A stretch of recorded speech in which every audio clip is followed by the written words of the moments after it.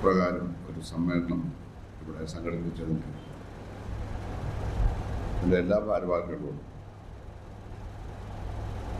ശ്രീ പ്രകാശൻ, ശ്രീ അഭിലാഷും അടക്കമുള്ള എല്ലാ ഭാരവാഹികളോടും സംസ്ഥാന ഭാരവാഹികളോടുമുള്ള നന്ദി ആദ്യമായി രേഖപ്പെടുത്തുകയാണ്. ദീർഘകാലം എനിക്ക് അടുപ്പമുള്ള അടുത്ത സുഹൃത്തായിരുന്ന വ്യക്തിയായിരുന്നു നമ്മുടെ സുമൻ സാർ. യുക്തിവാദി പ്രസ്ഥാനത്തിന് വേണ്ടി ഒരുപാട് ത്യാഗങ്ങൾ അനുഭവിച്ചുകൊണ്ടാണ് അദ്ദേഹം പ്രവർത്തിച്ചത്. ആ പ്രസ്ഥാനത്തിന് വേണ്ടി പ്രവർത്തിക്കുമ്പോൾ അദ്ദേഹത്തിന് അധിക്ഷേപങ്ങളും ചിലപ്പോൾ കയ്യേറ്റങ്ങൾ തന്നെയും അദ്ദേഹത്തിന് അനുഭവിക്കേണ്ടി വന്നിട്ടുണ്ട്. അതേപ്പറ്റിയൊക്കെ അദ്ദേഹം എന്നോട് സംസാരിച്ചിട്ടുണ്ട്. ഒന്ന് രണ്ട് പേരോട് ഞാൻ സംസാരിക്കുകയും ആവർത്തിക്ക് ലളിതം പറയുകയും ചെയ്തു. കടകൊടുത്താണ്. ഇന്ന് അദ്ദേഹത്തിൻ്റെ വീട്ടിൽ ഞാൻ പോയി. സഹധർമ്മണി ഉണ്ടായിരുന്നു. അവിടെ അവരിപ്പോൾ ഇവിടെ വന്നിട്ടുണ്ട്. ഞാനൊരു ആയുർവേദ ചികിത്സയിലായിരുന്നുകൊണ്ട് മരണസമയത്തില്ലായിരുന്നു. എന്നാ വീട്ടിൽ പോവുകയുണ്ടായി. അദ്ദേഹം ചരിത്രത്തിൽ സ്ഥാനം പിടിച്ച ഒരാളാണ്. യുക്തിവാദം എന്ന് പറയുന്നത് ഒരു ശാസ്ത്രീയമായിട്ടുള്ള ഒരു കാര്യമാണ്. കോളേജ് സ്പെയ്ഡ് എന്ന് നമ്മൾ ഇംഗ്ലീഷ് പറയും. എന്ന് വിളിക്കുക. വസ്തുതകളെ അതുപോലെ അംഗീകരിക്കുന്നതാണ് യുക്തിവാദം. പക്ഷേ യുക്തിവാദത്തിൽ തന്നെ രണ്ട് തരമുണ്ട്: ക്രിയാത്മക യുക്തിവാദവും യാന്ത്രിക യുക്തിവാദവും. കാണാത്തതൊന്നിനെയും അംഗീകരിക്കില്ല എന്ന് പറഞ്ഞിരുന്ന വലിയ യുക്തിവാദികൾ 19ാം നൂറ്റാണ്ടിലുണ്ടായിരുന്നു. പക്ഷെ കാർൽ മാർക്സ് അതിനെ എതിർത്തു. കാരണം കാണാത്ത പ്രതിഭാസങ്ങളുമുണ്ട്, കാണുന്ന പ്രതിഭാസങ്ങളുമുണ്ട്. അത് രണ്ടും സത്യം. ഈ പ്രപഞ്ചത്തിൽ തന്നെ കാണുന്നത് പ്രപഞ്ചവും നമ്മൾ കാണാത്ത പ്രപഞ്ചവും, നോൺ വേൾഡും അൺനോൺ വേൾഡും, നോൺ യൂണിവേഴ്സും അൺനോൺ യൂണിവേഴ്സും. ശരിക്കും പറഞ്ഞാൽ പ്രപഞ്ചത്തിൻ്റെ ഒരു ചെറിയ ഭാഗം മാത്രമേ മനുഷ്യൻ ഇതുവരെ കണ്ടിട്ടുള്ളൂ. ഭൂരിഭാഗം പ്രതിഭാസങ്ങളെ പറ്റി മനുഷ്യന് ഇപ്പോഴും അറിയില്ല. ഭൂമി വളരെ ചെറിയ ഒരു ഗോളം മാത്രമാണ്. സൂര്യനേക്കാൾ വലിപ്പമുള്ള ലക്ഷോപലക്ഷം ഗോളങ്ങളുണ്ടെന്ന് പറയും. നമ്മളാരും കണ്ടിട്ടില്ല. പ്രപഞ്ചത്തിന്റെ വ്യാപ്തിയും വ്യാസവും ഒന്നും ഇപ്പോഴും അളക്കാൻ കഴിഞ്ഞിട്ടില്ല. ഭൂമിയെ പറ്റി മാത്രമേ നമുക്കറിയുള്ളൂ.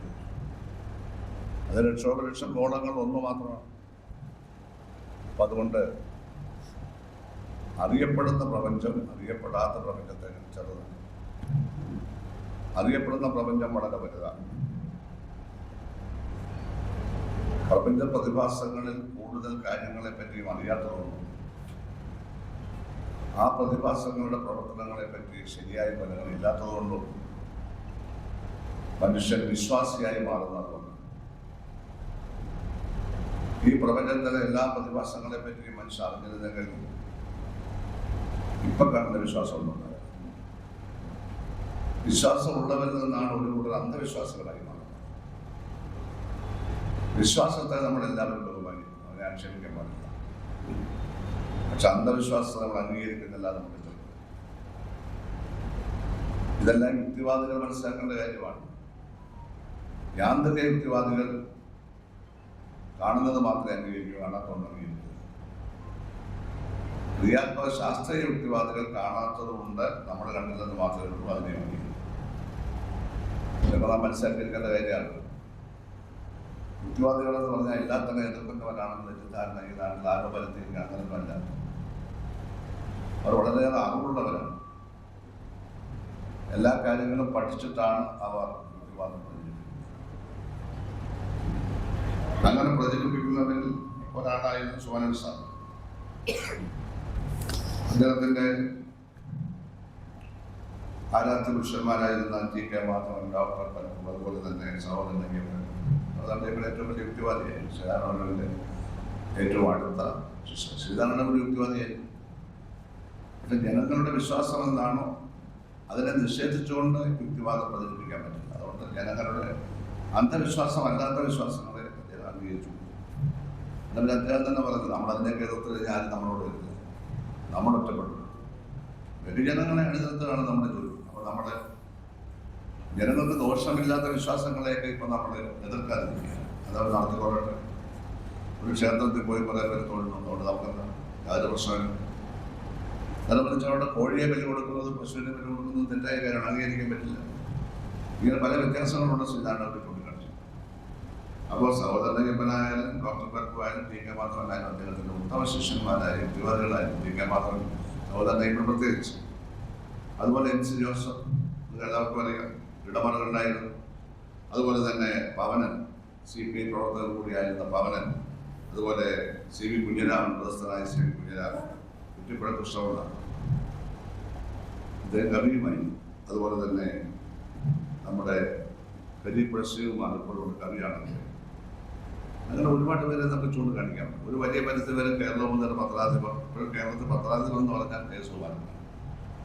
അതേ യുക്തിവാദിയായിരുന്നു. യുക്തിവാദ ചിന്തകൾ പ്രചരിപ്പിക്കാൻ ഏറ്റവും കൂടുതൽ കേരളത്തിൽ പ്രവർത്തിച്ച പത്രം കേരള കൗമുദിയാണ്. സുമന സാറിൻ്റെ 3000-ഓളം ലേഖനങ്ങളും കുറിപ്പുകളും അവർ പ്രസിദ്ധീകരിച്ചിട്ടുണ്ട് കേരള കൗമുദി. ഇദ്ദേഹത്തിൻ്റെ ഒരു പുസ്തകത്തിൽ ഞാൻ ഈയിടെ വായിക്കുന്നത്. അപ്പോൾ ഇങ്ങനെ കേരളത്തിൽ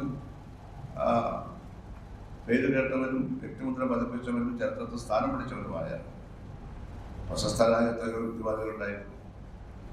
അപ്പോൾ അറിയുക, കൂടുതൽ അറിയുക, യുക്തിവാദത്തെ ക്രിയാത്മകമാക്കുക. യുക്തിവാദം ശാസ്ത്രീയമാണ്, അതനുസരിച്ചാണ് ഈ പ്രപഞ്ചം ചലിക്കുന്നത്. ചലനമാണ്, മോഷനാണ് പ്രപഞ്ചത്തിൽ നിലനിൽക്കുന്ന അടിസ്ഥാനം. യുക്തിവാദികൾക്ക് അത് അന്ധവിശ്വാസങ്ങൾ അറിയാം. ഒരു കാലത്ത് ഭൂമി പരന്നതാണെന്നല്ലേ വിശ്വസിച്ചിരുന്നത്.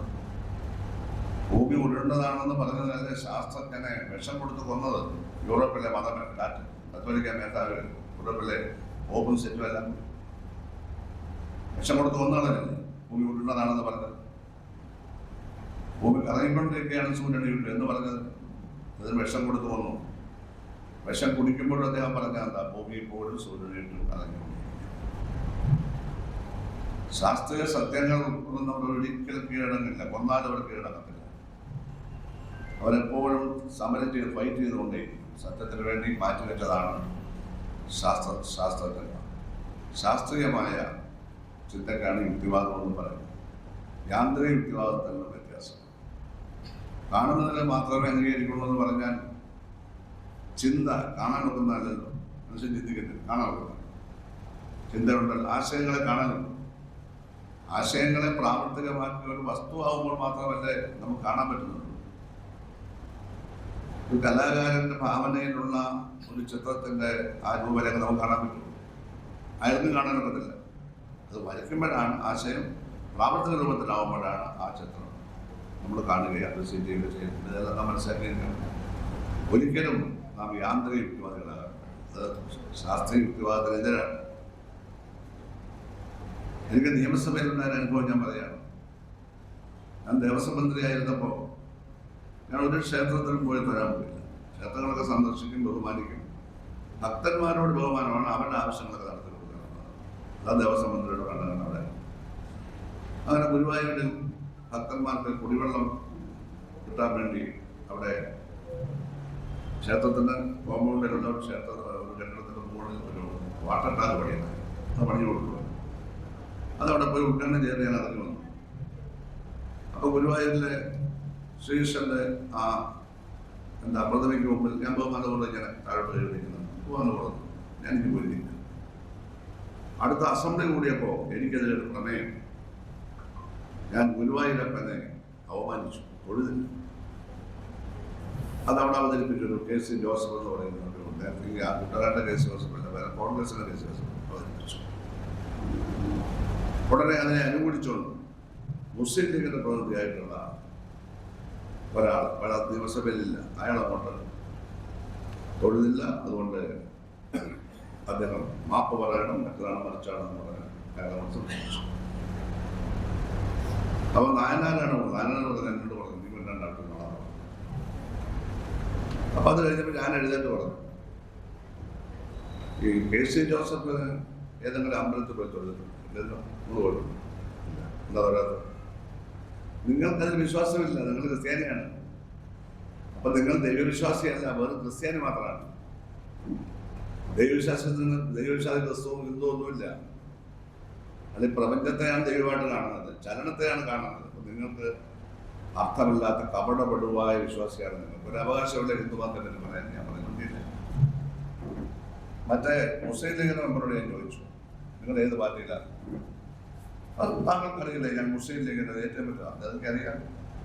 പക്ഷേ നിങ്ങൾ എന്നോട് പറഞ്ഞാൽ ഞാൻ വിഗ്രഹത്തെ തൊഴണമെന്നല്ലേ പറഞ്ഞത്? അതെ, മുസ്ലിങ്ങൾക്ക് വിഗ്രഹാരാധന ഉണ്ടോ മിസ്റ്റർ കണ്ണത്താണി? എന്റെ വേദന. മുസ്ലിങ്ങൾക്ക് വിഗ്രഹാരാധന ഉണ്ടോ? നിങ്ങളെ മുസ്ലിം മതത്തിൽ നിന്ന് തന്നെ അവർ പുറത്താക്കാൻ പോയി. ഞാൻ പരാതി എഴുതി കൊടുക്കും. നിങ്ങളുടെ വിഗ്രഹാരാധന നടത്തണമെന്ന് എന്നോട് ആവശ്യപ്പെട്ടു. മുസ്ലിം മതത്തിന് വിഗ്രഹാരാധനയില്ലാത്തൊരു മതമാണ്. കാരണം മതങ്ങളിൽ ഏറ്റവും ഒടുവിലുണ്ടായതാണ് മുസ്ലിം മതം. ഹിന്ദുമതവും ക്രിസ്തുവിനൊക്കെ എത്രയോ ആയിരക്കണക്കിന് വർഷം മുമ്പുള്ള ഒരു വിശ്വാസം പോലും അല്ലത്. അതൊരു സംസ്കാരമായിരുന്നു, ഒരു സാമൂഹിക ജീവിതമായിരുന്നു. പിന്നാണ് അത് മതമൊക്കെ ആയിട്ട് മാറിയത്. ക്രിസ്തുവിന് ശേഷം 2024 വർഷമായി. 1600 വർഷം കഷ്ടിച്ചേ ആവുന്നുള്ളൂ മുസ്ലിം മതം ഉണ്ടായിട്ട്.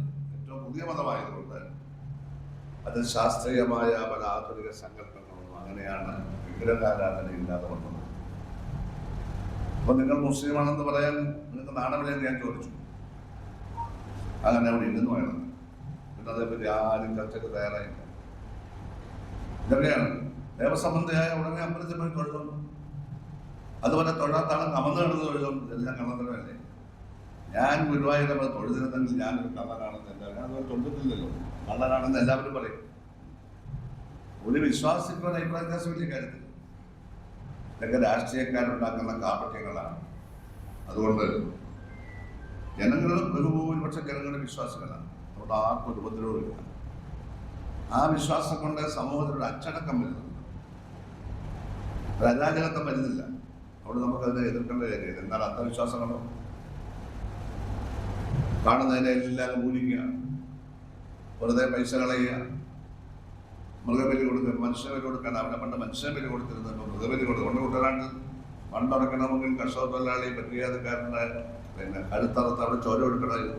എന്നിട്ട് ഇയാളെ ആ മണ്ണിൽ പിടിച്ചോളുമായിരുന്നു. മണ്ണ് ഉറക്കണമെങ്കിൽ അങ്ങനെ ആയിരുന്നു. 150 വർഷം മുമ്പ് ഇതിനുള്ള പാരമ്പര്യം. ഇപ്പൊ അതൊന്നുമില്ല. പിന്നെ കോഴിയൊക്കെ അറപ്പ് വരുന്നു, അതും പൊതുവെ ഇല്ല. ഇതൊക്കെ തികച്ചും തെറ്റായ കാര്യം, ക്രിമിനൽ കുറ്റങ്ങളുമാണ്. ഏതായാലും മനുഷ്യ സമൂഹത്തിന് വിശ്വസിക്കുന്നവർ ന്യായമായി വിശ്വസിച്ചു കൊള്ളട്ടെ. നമുക്ക് അവരോട് അഭിപ്രായ ചർച്ച അവരുടെ ഇഷ്ടം. പക്ഷേ മറ്റു മനുഷ്യർക്ക് ഉപദ്രവമുണ്ടാവും.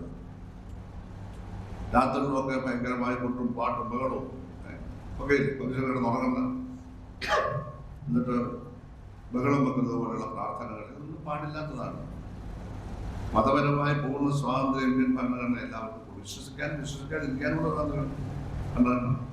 വിശ്വസിക്കാനും സ്വാതന്ത്ര്യം, വിശ്വസിക്കാതിരിക്കാനുള്ള സ്വാതന്ത്ര്യം. അതാണ് നമ്മുടെ ഭരണഘടന. ആ ഭരണഘടന അനുസരിച്ച് നമുക്കെല്ലാം ഇഷ്ടമുള്ളതോടെ വിശ്വസിക്കാം. സമൂഹത്തിന് ദോഷം ഉണ്ടാകുന്നു. ഏതായാലും ശരി, ജനങ്ങൾക്ക് ഒരുപാട് അറിവ് പകരുവാൻ കഴിയുന്നതാണ് യുക്തിവാദ സംഘത്തിന്റെ പ്രവർത്തനം. അങ്ങനെ ആ പ്രവർത്തനം ഇപ്പോഴും മുന്നോട്ട് കൊണ്ടുപോകാൻ യുക്തിവാദ സംഘത്തിന് ജില്ലാ കമ്മിറ്റി പരിശ്രമിക്കുന്നുണ്ട്. സുമനൻ സാറിനെ അനുസ്മരിക്കുന്നുണ്ട്. കുട്ടനാട്ടിലെ വളരെ സാമ്പത്തിക ശേഷിയുള്ള അന്നത്തെ ഉള്ള ശക്തമായ ഈഴവ കുടുംബത്തിലാണ് ജനിച്ചത്. സവർണ മേധാവിത്വമാണ്. ബ്രാഹ്മണനും ക്രിസ്ത്യാനികളുമാണ് കുട്ടനാട് ഭരിക്കുന്നത്. അല്ലാത്തവർക്ക് യാതൊരു രക്ഷയില്ല. ആ സവർണ മേധാവിത്വത്തോട് പോരാടി സുമൻ സാറിന്റെ കുടുംബം ഒരുപാട് പോരാടി. പല സവർണ മേധാവികളെ ഇവിടെ കുടുംബക്കാർ കൊന്നുകളാണ്. ഭയമായിരുന്നു അവർക്ക്. കുട്ടനാടിന്റെ പഴയ ചരിത്രമാണ്. പട്ടികജാതിക്കാരും ഈഴവരും ഒക്കെ അടിമകളാണ്, വെറും അടിമകളാണ്. യാതൊരു അവകാശങ്ങളും ഉണ്ടായിരുന്നില്ല. ആ കുട്ടനാടൊക്കെ ഇപ്പൊ പോയി. എല്ലാവർക്കും സ്വാതന്ത്ര്യമാണ്, എല്ലാവർക്കും തുല്യാവകാശമുണ്ട്. അവിടെ ഒരുപാട് വികസിച്ചു. അപ്പൊ അന്ന് പോരാടിയ ഒരു കുടുംബമാണ് അദ്ദേഹത്തിന്റെ കുടുംബം. ഇത് ആലപ്പുഴത്ത് താമസിച്ചു. അദ്ദേഹത്തിന്റെ സഹധർമ്മണിയുടെ വീട്ടിലാണ്. അവരൊക്കെ അദ്ദേഹം നല്ലതുപോലെ സൂക്ഷിച്ചു.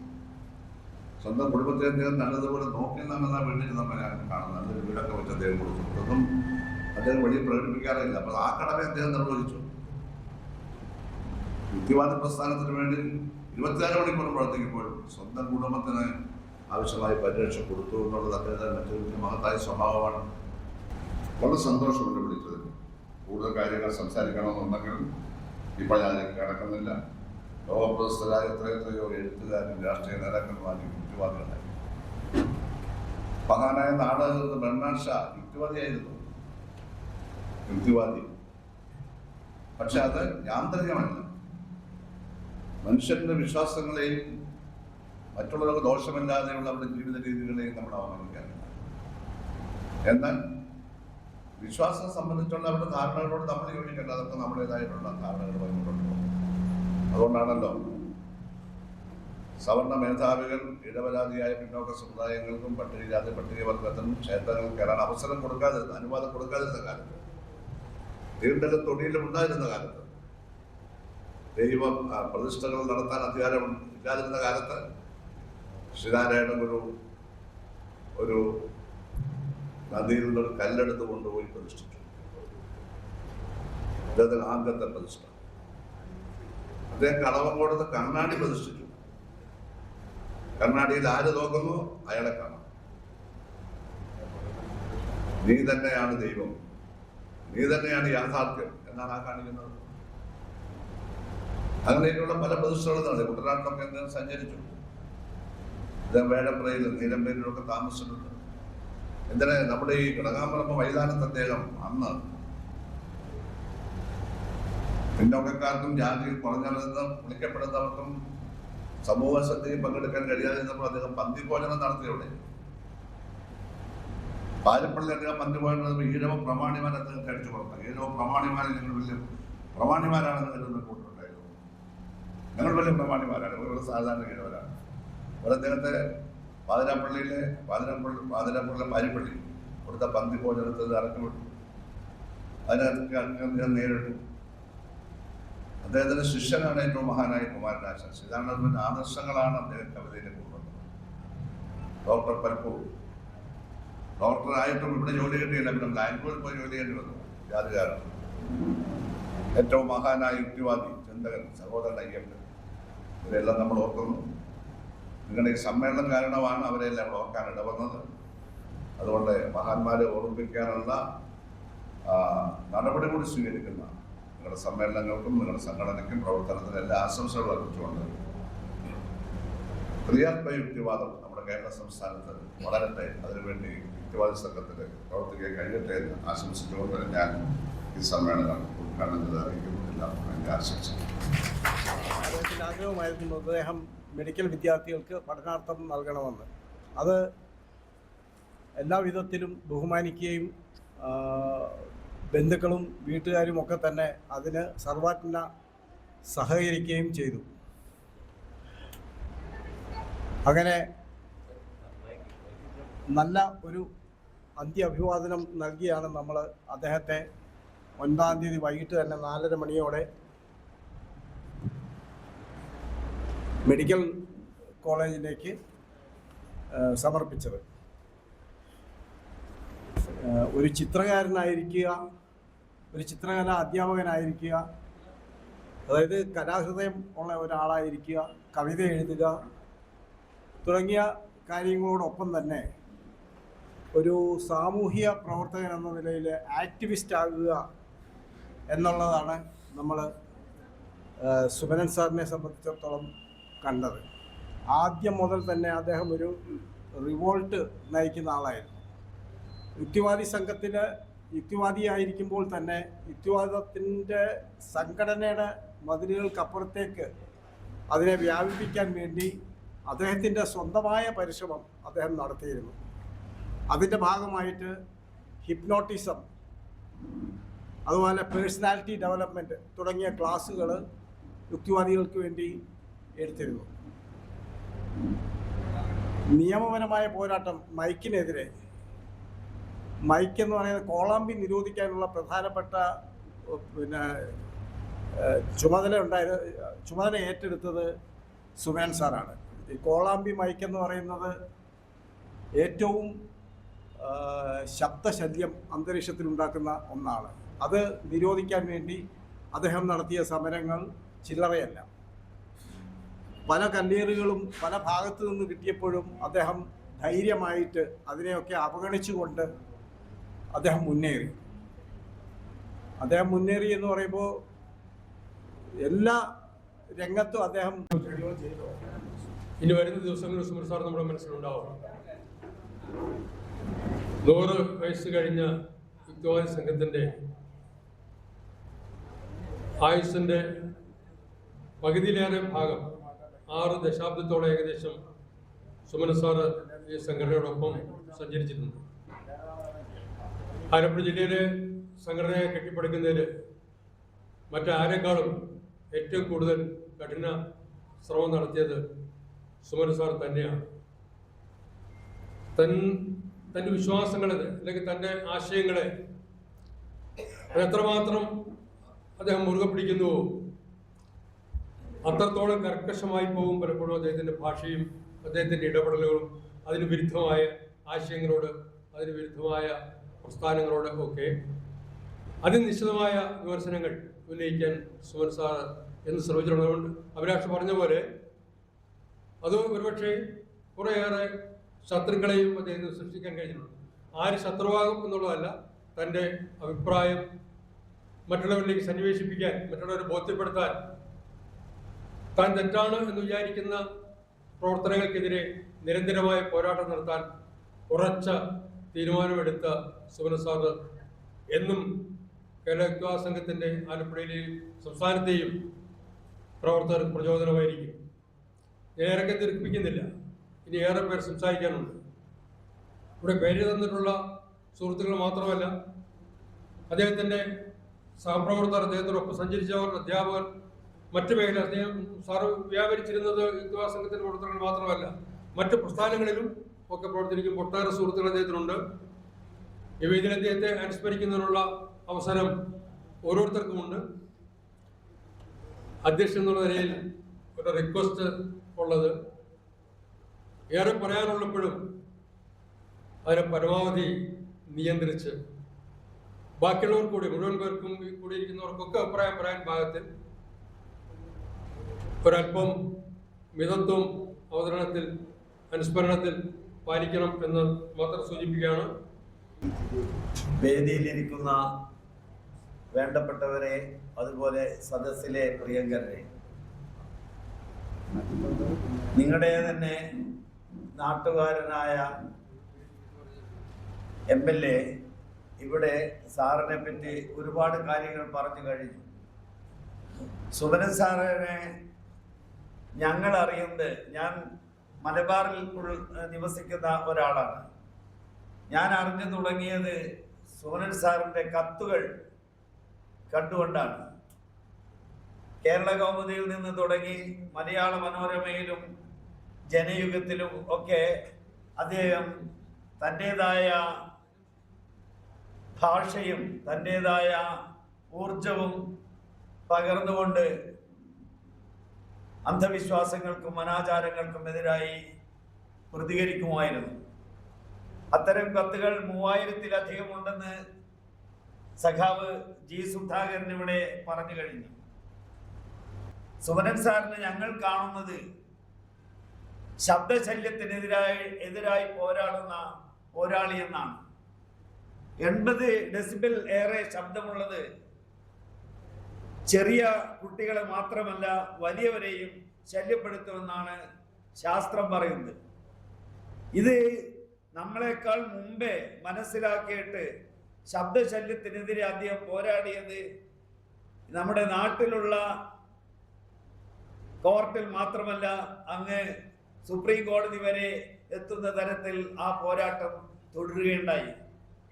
ഏറ്റവും ഒടുവില് ഒരു പ്രതിഭാസം എന്ന് പറയുന്നത് അദ്ദേഹം തൻ്റെ മരണം മുമ്പിൽ കണ്ടുകൊണ്ട്, മരണത്തെപ്പറ്റി A.T. കോവൂർ പറഞ്ഞത് ചാലികമായിട്ടുള്ള ശക്തി, ചലനം നിലക്കുന്ന ശക്തിയിലേക്കുള്ള പ്രവേശനമാണ് മരണം. അങ്ങനെ ആ മരണം എന്ന് പറയുന്ന പ്രതിഭാസത്തെ നേരിൽ കണ്ടുകൊണ്ട് അദ്ദേഹം കഴിഞ്ഞതിൻ്റെ മുമ്പത്തെ വർഷം തൻ്റെ മരണാനന്തര സത്കാരക്രിയ നടത്തിയത് ഒരുപക്ഷെ ഒരു വിരോധാഭാസമായിട്ട് മറ്റുള്ളവർക്ക് തോന്നാമെങ്കിലും അദ്ദേഹം അത് മരണത്തെ എങ്ങനെ ഒരു യുക്തിവാദി നേരിടണം എന്നതിൻ്റെ പ്രത്യയശാസ്ത്രമാണ് അവിടെ കാണിച്ചത് എന്ന് ഞാൻ മനസ്സിലാക്കുന്നു. എനിക്ക് ഒന്ന് മാത്രമേ സുമന സാറിനെ കുറിച്ച് ഇനി പറയുവാനുള്ളൂ. അദ്ദേഹം കാണിച്ചു തന്ന വഴികൾ, അത് അക്ഷരത്തിൻ്റെതായാലും അത് വരയുടേതായാലും അത് തൻ്റെ ഭാഷണത്തിൻ്റെതായാലും കവിതയുടേതായാലും ആ മാർഗം, അദ്ദേഹം സ്വീകരിച്ച മാർഗം ഒരു ഈസ്തറ്റിക്കായി, സൗന്ദര്യശാസ്ത്രമായി നമ്മുടെ മനസ്സിൽ യുക്തിവാദത്തിൻ്റെ സൗന്ദര്യശാസ്ത്രം വളർത്തുവാൻ പ്രാപ്തമാണ് എന്ന് ഉറച്ചു വിശ്വസിച്ചുകൊണ്ട് ഞാൻ എൻ്റെ വാക്കുകൾ അവസാനിപ്പിക്കുന്നു. എല്ലാവർക്കും അഭിവാദ്യങ്ങൾ. അദ്ദേഹത്തിൻ്റെ സ്മരണയ്ക്ക് മുമ്പിൽ ഞാൻ ശിരസ്സ് വഹിക്കുന്നു. സുമൻ സാറിൻ്റെ ഓർമ്മകൾ പങ്കുവയ്ക്കുവാൻ വേണ്ടിയാണ് നമ്മളിവിടെ കൂടിയിരിക്കുന്നത്. സുമൻ സാറ് ഒരു വ്യക്തി എന്നതിനപ്പുറം ഒരു ഒറ്റയാൾ സമര പോരാളി കൂടിയായിരുന്നു എന്നുള്ളതാണ് ഒരു യാഥാർത്ഥ്യം. ആലപ്പുഴ ജില്ലയിലുള്ളവർക്ക് സുപരിചിതനാണ്. ആ അർത്ഥത്തിൽ തനിക്കുള്ള ചുറ്റും തൻ്റെ സാമൂഹിക ജീവിതത്തിൽ തനിക്ക് ചുറ്റും തനിക്ക് തെറ്റുന്ന ബോധ്യമുള്ള സംഗതികൾക്കെതിരായിട്ട് തന്നെ വരയിലൂടെയാലും ശരി എഴുത്തിലൂടെയാലും ശരി ഒറ്റയാൾ പോരാട്ടം നടത്തുന്ന കാര്യത്തിൽ സുമൻ സാർ മറ്റ് ഒന്നിനെയും വകവച്ചിരുന്നില്ല എന്നുള്ളതാണ് യാഥാർത്ഥ്യം. ഏതൊരു സാഹചര്യത്തിലും ആ ഒറ്റയാൾ പോരാട്ടം എടുത്തു പറയേണ്ട ഒരു സംഗതി തന്നെയാണ്. ഒരുപക്ഷെ എല്ലാവർക്കും, ഒരുപക്ഷെ യുക്തിവാദി പ്രസ്ഥാനത്തിലോ അല്ലെങ്കിൽ പൊതുസമൂഹത്തിലോ ഉള്ള ആരും തന്നെ എല്ലാവരും ഒന്നും ആ അർത്ഥത്തിൽ ഒറ്റയാൾ പോരാട്ടം നടത്തുന്ന വ്യക്തികളായിരിക്കില്ല. എനിക്കറിയാവുന്നത് തൃശ്ശൂരിൽ പവനാണ് അക്കാര്യത്തിൽ ഒരു ഒറ്റയാൾ പോരാട്ടം നടത്തിയിട്ടുള്ള വ്യക്തി. സാഹിത്യ അക്കാദമിയിൽ എഴുത്തിനിരുത്തുന്ന ചടങ്ങ് നടക്കുന്നതിനെതിരെയും മറ്റു ചില വിഷയങ്ങളൊക്കെ വന്നപ്പോഴൊക്കെ പവനൻ ഒറ്റയാൾ പോരാട്ടം നടത്തിയിട്ടുണ്ട്. പിന്നീടൊന്ന് ആ ഒറ്റയാൾ പോരാട്ടത്തെ കുറിച്ച് കേൾക്കുന്നത് സുമൻ സാറാണ്. എൻ്റെ ചുറ്റുപാടുമുള്ള ആ വ്യവസ്ഥയ്ക്കെതിരായിട്ട് പ്രതികരിക്കേണ്ട വിഷയങ്ങളിൽ അത് നേരത്തെ സൂചിപ്പിച്ചതുപോലെ തന്നെ തനിക്ക് സ്ഥിരപരിചിതമായ വരയിലൂടെ, തൻ്റെ കാർട്ടൂണുകളിലൂടെ അതിനെതിരെ പ്രതികരിക്കുന്ന ഒരു വ്യക്തിയായിരുന്നു സുമൻ സാർ. തീർച്ചയായും സുമൻ സാറ് അദ്ദേഹത്തിൻ്റെ മരണശേഷം അദ്ദേഹത്തിൻ്റെ ഭൗതിക ശരീരം മെഡിക്കൽ കോളേജിൽ കൊടുക്കാൻ കഴിഞ്ഞത് ആ വീട്ടുകാരുടെ ഒരു വലിയ മനസ്സ് തന്നെയാണ്. തൻ്റെ ജീവിതകാലം മുഴുവൻ ഇത്തരം പുരോഗമന ചിന്തയ്ക്കും ശാസ്ത്രീയ കാഴ്ചപ്പാടിനും യുക്തിവാദ ആശയത്തിനും വേണ്ടി ജീവിച്ച മനുഷ്യനെ മരണശേഷവും അദ്ദേഹത്തിന് ആ അർത്ഥത്തിൽ തന്നെ പൊതുസമൂഹം കാണണമെന്ന വീട്ടുകാരുടെ നിശ്ചയദാർഢ്യം അതിനെ ഒരിക്കലും നമുക്ക് കുറച്ച് കാണാൻ കഴിയില്ല. പലപ്പോഴും നമ്മുടെ ചുറ്റുപാടിലും പല വലിയ യുക്തിവാദികൾക്കും ഒരുപക്ഷെ നേരിടേണ്ടി വരുന്നത് അവരുടെ മരണശേഷം ചടങ്ങുകളോടും ആചാരാനുഷ്ഠാനങ്ങളോടും കൂടി അവരെ അടക്കുന്ന ഒരു കാഴ്ച നമുക്ക് ചിലയിടത്തെങ്കിലും കാണാൻ കഴിയും. അതിൽ നിന്ന് വളരെ വ്യത്യസ്തമായിട്ടാണ് സുമൻ സാറിന്റെ കുടുംബം അദ്ദേഹത്തെ ആ അർത്ഥത്തിൽ, പൊതുസമൂഹം ഒരിക്കലും ആ ഒരു അർത്ഥത്തിൽ അദ്ദേഹത്തെ കുറ്റപ്പെടുത്തരുത്, കാരണം മരണശേഷം അദ്ദേഹം ഇന്ന രീതിയിലായി എന്ന് പറയുന്ന ഒരു സാഹചര്യം ഉണ്ടാകരുത് എന്ന ബോധ്യത്തിന്റെ അടിസ്ഥാനത്തിൽ ആ കുടുംബം എടുത്ത തീരുമാനത്തെ തീർച്ചയായും യുക്തിവാദി സംഘം എക്കാലവും നന്ദിയോടെ അക്കാര്യത്തിൽ സ്മരിക്കുകയാണ്.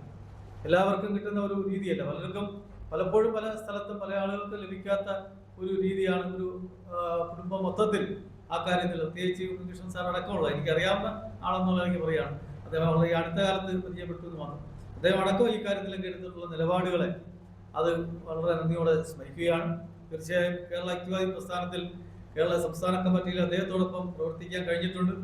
ഈ കാലയളവിലെല്ലാം ആലപ്പുഴ ജില്ലയിലെ യുക്തിവാദി പ്രസ്ഥാനത്തെ നേരത്തെ അധ്യക്ഷൻ സൂചിപ്പിച്ചതുപോലെ യുക്തിവാദി പ്രസ്ഥാനത്തെ ആലപ്പുഴ ജില്ലയിലും സംസ്ഥാനത്തും പത്രത്തില് പി സോനൻ ആ കത്ത്, ആ കേരളാമതിയിൽ കത്തുകളുടെ അവസാനം പി സോനൻ ആലപ്പുഴ എന്ന് വായിക്കുന്ന എത്രയോ ചെറുപ്രായത്തിൽ തൊട്ട് ഓർമ്മയിലുണ്ട്. ആ അർത്ഥത്തിൽ കേരളീയ മനസ്സുകളിൽ, യുക്തിവാദ ആശയമുള്ളവരുടെ മനസ്സുകളിൽ, ആലപ്പുഴ ജില്ലയിലെ പുരോഗമന പ്രസ്ഥാനത്തിന്റെ എല്ലാ മനസ്സുകളിലൊക്കെ തന്നെ ഈ പേര് എന്നും ഓർമ്മിക്കപ്പെടും എന്നുള്ള കാര്യത്തിൽ യാതൊരു സംശയമില്ല. അത്തരം ഒരാളുടെ അനുസ്മരണത്തിന്റെ ചടങ്ങിൽ പങ്കെടുക്കാൻ കഴിഞ്ഞു എന്നുള്ളത് തീർച്ചയായും എനിക്കും ഞങ്ങളെപ്പോലുള്ള മറ്റുള്ളവർക്കും അവരുടെ മുന്നോട്ടുള്ള പ്രവർത്തനങ്ങൾക്കൊരു പാഠപുസ്തകമാവട്ടെ, അല്ലെങ്കിൽ അതൊരു വഴികാട്ടിയാവട്ടെ സുമൻ സാർ എന്ന് മാത്രം ഈ അവസരത്തിൽ സ്മരിച്ചുകൊണ്ട് കേരള യുക്തിവാദി സംഘത്തിന്റെ കൂടെ പേരിൽ സുമൻ സാറിനുള്ള എല്ലാ ആദരവും ഇവിടെ അർപ്പിച്ചുകൊണ്ട് നിർത്തുന്നു. നന്ദി. യുക്തിവാദി സംഘത്തെ സംബന്ധിച്ച് പറഞ്ഞാൽ നഷ്ടങ്ങളുടെ വർഷങ്ങളാണ്. വളരെ പ്രധാനപ്പെട്ട ഒട്ടേറെ പ്രവർത്തകർ കടന്നുപോയ വർഷങ്ങളാണ് 2026-25. പ്രത്യേകിച്ച് ആലപ്പുഴയിൽ നമ്മുടെ പ്രിയപ്പെട്ട അജിത്തിൻ്റെ കുടുംബം ഇവിടെ എത്തിയിട്ടുണ്ട്. അതുപോലെ രാജമ്മ സിസ്റ്റർ, BP-യുടെ പ്രിയപത്നി ഓമന, പോലെ കുറച്ചു മുമ്പാണെങ്കിൽ ശിവരാമൻ ചേട്ടന്, NM ശശിയെ, R Bhaskaran, doctor KV Nath തുടങ്ങി നിരവധി ആളുകൾ നമ്മെ വിട്ടുപോയ ഒരു കാലഘട്ടമാണ്, നഷ്ടങ്ങളുടെ ഒരു കാലമാണ് എന്ന് പറയുന്നതിൽ. പക്ഷെ അത് സ്വാഭാവികമാണ്. മരണം ഒരു യാഥാർത്ഥ്യമാണ്. മരണത്തെ അംഗീകരിക്കാതിരിക്കാൻ പറ്റില്ല. പക്ഷേ മരണത്തിൽ പോലും മരണത്തെ പരാജയപ്പെടുത്തിക്കൊണ്ട് ജീവിച്ചിരിക്കുന്ന, അല്ലെ മരണത്തിൽ പോലും ഒരു പാഠപുസ്തകമായി മാറാൻ കഴിയുന്ന ആളുകൾ യുക്തിവാദികൾ മാത്രമാണ്. ഒരുപക്ഷെ ഇവിടെ അവയവദാനത്തെക്കുറിച്ച്, നേത്രദാനത്തെക്കുറിച്ചൊക്കെ വാചാലമായി സംസാരിക്കുന്ന ധാരാളം മാധ്യമങ്ങളും പ്രവർത്തകരും ഒക്കെ ഉണ്ടെങ്കിലും കേരളത്തിൽ ശരീരദാനം നടത്തിയിട്ടുള്ള 99% പേരും യുക്തിവാദികളാണ്. ആലപ്പുഴ മെഡിക്കൽ കോളേജിൽ എത്ര ബോഡി ഞങ്ങളുടെയൊക്കെ തന്നെ നേതൃത്വത്തിൽ കൊടുത്തിട്ടുണ്ട് എന്നുള്ളത് നമുക്കറിയാവുന്ന കാര്യമാണ്. അങ്ങനെ മരണത്തിൽ പോലും ഒരു മാതൃകയായി മാറാൻ കഴിഞ്ഞിട്ടുള്ള അപൂർവ യുക്തിവാദികൾ ഒരാളാണ് സുമനൻ സാർ എന്ന കാര്യത്തിൽ നമുക്ക് അഭിമാനമുണ്ട്. അതുകൊണ്ട് ഈ മരണത്തെ നമ്മൾ സ്വാഭാവികമായി ഒരു വേദനാകരമായ കാര്യമാണെങ്കിൽ പോലും, വേർപാടുകൾ കുടുംബത്തെ സംബന്ധിച്ച് വളരെയേറെ വേദനാകരമാണെങ്കിൽ പോലും ആ മരണത്തിലും നമുക്ക് അഭിമാനിക്കാൻ കഴിയുന്ന ഒരവസ്ഥ ഉണ്ട് എന്ന കാര്യത്തിൽ സംശയമില്ല. അപ്പം അത്തരം ഒരു വിജിഗീഷുവായി മരണത്തിൽ പോലും മരണത്തെ അതിജീവിച്ചു നിൽക്കുന്ന ഒരാളെന്ന നിലയിൽ സുമനൻ സാറിനെ നമുക്ക് അനുസ്മരിക്കുമ്പോൾ അഭിമാനമുണ്ട്. സുമനൻ സാറിനെ കുറിച്ച് ധാരാളം കഥകളുണ്ട്. അതെല്ലാം പറയാൻ ഉദ്ദേശിക്കും. ഞങ്ങളുടെ നാട്ടിലൊരു പോലീസുകാരൻ ആലപ്പുഴയിൽ ജോലി ചെയ്യുന്ന ഒരാളുണ്ടായിരുന്നു. അയാൾ നാട്ടിൽ വരുമ്പോഴൊക്കെ പറയുന്നൊരു കാര്യമുണ്ട്. ഈ സുമനൻ സാർ എന്ന് പറയുന്നത് നിങ്ങളുടെ ഒരു യുക്തിവാദി ഉണ്ട് ആലപ്പുഴയിൽ, അയാളെ കൊണ്ട് ഇരിക്കപ്പുറതിയില്ല.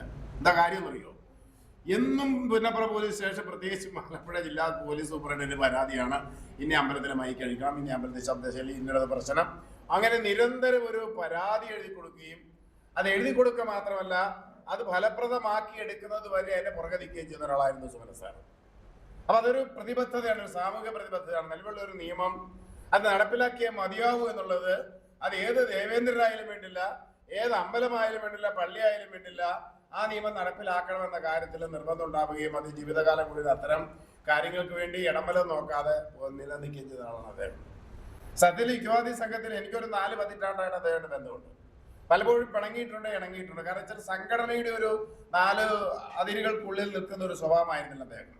അദ്ദേഹത്തിന് ഏതെങ്കിലും ഒരു യുക്തിവാദ സംഘത്തിന്റെ ഔദ്യോഗിക ഭാരവാഹി ആകണമെന്നായിരുന്നില്ല, മറിച്ച് യുക്തിവാദം മുന്നോട്ട് വെക്കുന്ന, നമ്മുടെ MLA പറഞ്ഞ പോലെ ഒന്നുമല്ല, യാന്ത്രിക യുക്തിവാദമല്ല, യുക്തിവാദം എങ്ങനെ സമൂഹത്തിലെ ഓരോ ചിന്താ മേഖലയിലേക്കും ഇറക്കിക്കൊണ്ടുവരാമെന്നും അതിന്റെ പ്രായോഗിക പദ്ധതികളെ കുറിച്ച് വളരെ കൃത്യമായിട്ട് നടപ്പിലാക്കുകയും ചെയ്തതാണ് അദ്ദേഹം. ഇപ്പൊ പെരിയോർ EV രാമസ്വാമിയാണ് തമിഴ്നാട്ടില് ഈ പറയുന്ന രാമനെതിരായിട്ട് ദ്രാവിഡ രാഷ്ട്രീയത്തെ ഉയർത്തിക്കൊണ്ടുവന്നതിൽ അദ്ദേഹം നേരിടുന്ന തരത്തിലുള്ള കുറെ കാര്യങ്ങളുണ്ട്. അതായത് പരസ്യമായി രാമവിഗ്രഹങ്ങളും കൊണ്ടുവന്ന് തല്ലിപ്പൊട്ടിക്കുകയും രാമന് വരെ രാവണനെ കീഴെ വിളിക്കുകയും ചെയ്തുകൊണ്ട് തമിഴ്നാട്ടിൽ യുക്തിവാദി പ്രസ്ഥാനത്തെ അതിശക്തമാക്കി ഉയർത്തിക്കൊണ്ടുവന്നതാണ് പെരിയാർ.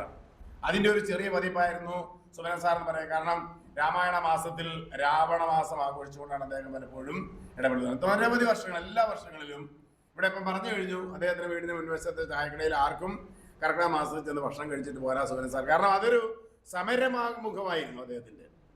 അത് ഒരുപക്ഷെ പത്രത്തിലൊന്നും വന്നില്ല എങ്കിൽ പോലും അദ്ദേഹത്തിന്റെ ജീവിതത്തിൽ ഉയർത്തിക്കൊണ്ടുവന്ന ആദർശത്തിന്റെ, കാഴ്ചപ്പാടിന്റെ സക്രിയമായ യുക്തിവാദത്തിന്റെ പ്രയോഗമായിരുന്നു. അതുപോലെ മറ്റൊന്നായിരുന്നു ചെങ്ങന്നൂര് ദേവിയുടെ തൃപ്പൂത്തിനെതിരെ നടത്തിയ സമരം. ഇതൊക്കെ കേരളത്തെ അപഹസിക്കപ്പെടുന്ന, നമ്മളൊക്കെ വലിയ പ്രതിബദ്ധതയാണെന്ന് പ്രബുദ്ധ കേരളം എന്നൊക്കെ പറയുന്ന ഈ പ്രബുദ്ധ കേരളമൊന്നും അല്ല എന്നും, ഇത് ഈ അന്ധവിശ്വാസത്തിന്റെ, അനാചാരങ്ങളുടെയും തോന്നിവാസങ്ങളുടെയും മനുഷ്യദൈവങ്ങളുടെയും അതുപോലെ തന്നെ വിശ്വാസാഭാസങ്ങളെയും ഒക്കെ തന്നെ പരസ്യമായി എതിർക്കുക എന്ന് പറയും. നമ്മുടെ അടുത്ത് ഒരു രാഷ്ട്രീയക്കാരെ എതിർക്കുന്നില്ല. അല്ല, വേറൊരു സംഘടന, ശാസ്ത്രം പ്രചരിപ്പിക്കുന്ന സംഘടനകളൊക്കെ ഉണ്ട്, പുരോഗമനം പ്രസംഗിക്കുന്ന സംഘടനകളുണ്ട്, രക്തസാക്ഷിത്വത്തിന് അഭിമാനമൊക്കെ എടുക്കുന്നവരൊക്കെ ഉണ്ട്. പക്ഷേ ഏതെങ്കിലും ഒരു പൊതു അനാശാസ പ്രവർത്തനത്തിനെതിരെ, അനാചാരങ്ങൾക്കെതിരെ പരസ്യമായി രംഗത്ത് വരാൻ മടിക്കുന്നവരാണ് ഇവരൊക്കെ. അത് ഭരണത്തിൽ ഇരിക്കുമ്പോഴായാലും കൊള്ളാം, പ്രതിപക്ഷത്തിരിക്കുമ്പോഴായാലും കൊള്ളാം. പക്ഷേ സുമനൻ സാറിന് അങ്ങനെ ഇടമലം നോക്കേണ്ട ഒരു ആവശ്യം ഉണ്ടായിരുന്നില്ല. അദ്ദേഹം ഈ ചെങ്ങന്നൂർ ദേവിയുടെ തൃപ്പൂത്ത് തുണി പരസ്യമായി, ഇതൊക്കെ എന്തൊരു ആഭാസം, നമുക്കിതൊന്നൊരു ആഭാസമാണെന്ന് തോന്നാറില്ല. ഭക്തി മൂത്ത് കഴിഞ്ഞാൽ പിന്നെ ഭ്രാന്താണ്. ഭ്രാന്തിന് ചികിത്സ, ആ ഭ്രാന്തിനെ നിലനിർത്താനല്ല അതിനെതിരെ എതിർക്കുക എന്ന് പറയുന്നത് പലപ്പോഴും ആളുകൾക്ക് ഭയമുള്ള ഒരു കാര്യമാണ്. അത്ര വലിയ ആളുകൾക്ക് ഭയമുള്ളൂ. പക്ഷെ അതൊക്കെ, ആ ഭയമൊക്കെ മാറ്റിവെച്ചുകൊണ്ട് ഇത്തരം അനാവശ്യമായ കാര്യങ്ങൾക്കെതിരെ വളരെ കൃത്യമായ നിലപാടെടുക്കുകയും ആ നിലപാടുകൾ പ്രയോഗിക്കാൻ അദ്ദേഹം ഒറ്റയ്ക്കാണെങ്കിൽ ഒറ്റയ്ക്ക്, കൂട്ടുകൂടിയാണെങ്കിൽ അങ്ങനെ, ആ രീതിയിലൊക്കെ വളരെ കൃത്യമായ ഒരു നിലപാടുണ്ടായിരുന്ന ആൾ സുമനൻ സാർ എന്ന കാര്യത്തിൽ ഞങ്ങൾക്കൊക്കെ വളരെ അഭിമാനമുണ്ട്. മരണത്തിൽ പോലും അദ്ദേഹം താൻ മരിക്കുമെന്നറിയാം, മരിക്കുന്ന എല്ലാവർക്കും അറിയാം. പക്ഷേ മരിച്ചാൽ പോലും എങ്ങനെയായിരിക്കണം തൻ്റെ ശവസംസ്കാരമെന്നും അല്ലെങ്കിൽ അത് എങ്ങനെ നടപ്പിലാക്കണമെന്നതിന് വേണ്ടി ഒരു ഫണ്ട് തന്നെ അദ്ദേഹം മുൻകൂർ വിതരണം ചെയ്തിരുന്നതാണ്. നമുക്കത് എത്രമാത്രം കരുതലാണ് മനുഷ്യനുണ്ടായിരുന്നത് എന്ന് ഒരു യുക്തിവാദി, ഒരു കേവല യുക്തിവാദി എന്ന രീതിയിലല്ല, താൻ മരിച്ചു കഴിഞ്ഞാൽ പോലും എൻ്റെ രീതികൾ ഇങ്ങനെ ആവണം എന്ന നിർബന്ധ ബുദ്ധി ഉണ്ടായിരുന്ന അദ്ദേഹം ആ രീതിയിലും കരുതലുണ്ടായി. അദ്ദേഹത്തിൻ്റെ ആ താല്പര്യത്തെ കൃത്യമായി പരിപാലിക്കാൻ അദ്ദേഹത്തിന് കുടുംബം തയ്യാറായി. സത്യത്തിലെ ഈ കുടുംബത്തെയാണ് നമുക്ക് ഈ യോഗത്തിൽ അഭിനന്ദിക്കേണ്ടത്. കാരണം പലപ്പോഴും ഇവിടെ മുൻപ് സൂചിപ്പിച്ചതുപോലെ പല യുക്തിവാദികൾക്കും അത്തരം ഒരു ആദർശാത്മകമായ കുടുംബം ലഭ്യമാകാറില്ല. മരണത്തിൽ ചിലപ്പോൾ പലരും പല പരാജയപ്പെടുത്തിയിട്ടുണ്ടാകും. പക്ഷെ ഇവിടെ മരണത്തിൽ പോലും വിജയിച്ച അല്ലെ മരണത്തെ അതിജീവിച്ച സുമനൻ സാറിന്റെ കൂടെ നിന്ന കുടുംബത്തെ യുക്തിവാദി സംഘത്തിന്റെ പേരിൽ എല്ലാ അഭിമാനത്തോടുകൂടി അഭിവാദ്യം ചെയ്തുകൊണ്ട് വാക്കുകൾ അവസാനിപ്പിക്കുന്നു.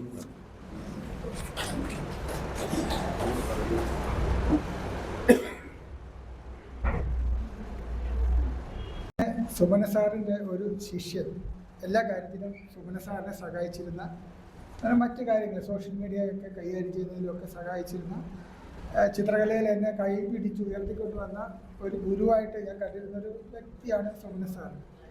പ്രതിനിധിയായിട്ടാണ് ഇവിടെ പങ്കെടുക്കുന്നത്. സാറുമായിട്ട് ആലപ്പുഴ ജില്ലയിൽ വന്നപ്പോൾ തന്നെ നല്ല അടുപ്പമുണ്ട്. 1-2 ഭരണകാര്യങ്ങൾക്കെല്ലാം ഞങ്ങളുടെ അയൽവക്കത്തും ഒക്കെ വന്നിട്ടുണ്ട്. അന്നാലാണ് ഏറ്റവും അടുത്ത് പരിചയപ്പെടാൻ പറ്റുക. ഞങ്ങളുടെ സംഘടനയുടെ പ്രതിനിധി ഒരു കമ്മിറ്റി അംഗമാണ് സാർ.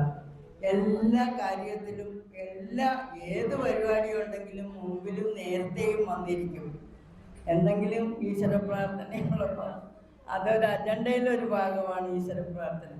അത് പറഞ്ഞു കഴിയുമ്പോൾ സാറ് മാത്രം അവിടെ ഇരിക്കും, ബാക്കി എല്ലാവരും അവിടെ മൗനമായിട്ട് എണീറ്റ് നിൽക്കും. എന്നിട്ട് പറഞ്ഞു, എന്തിനാണ് ഈശ്വര പ്രാർത്ഥന, എനിക്ക് അതിനോട് താല്പര്യമില്ല, എന്തിനാ നിങ്ങളൊക്കെ ഇങ്ങനെ എഴുന്നേറ്റ് നിൽക്കണേ? ഈശ്വരനെ അല്ല നമ്മൾ പ്രാർത്ഥിക്കേണ്ടത്, സ്വന്തം അമ്മയാണ് ദൈവം, അല്ലാതെ ഈ ബാക്കി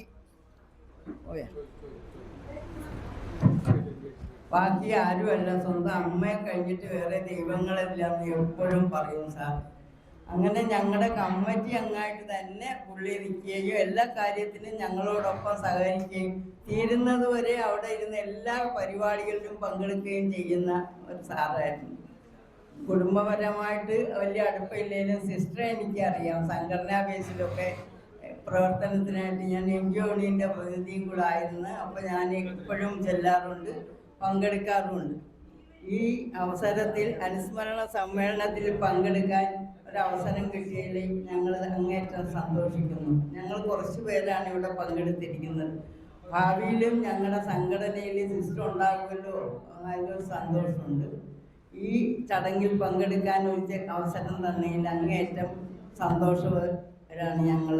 അതോടൊപ്പം തന്നെ സാറിനെ അനുസ്മരിച്ചുകൊണ്ട് ഞാൻ നിർത്തുന്നു. നന്ദി, നമസ്കാരം.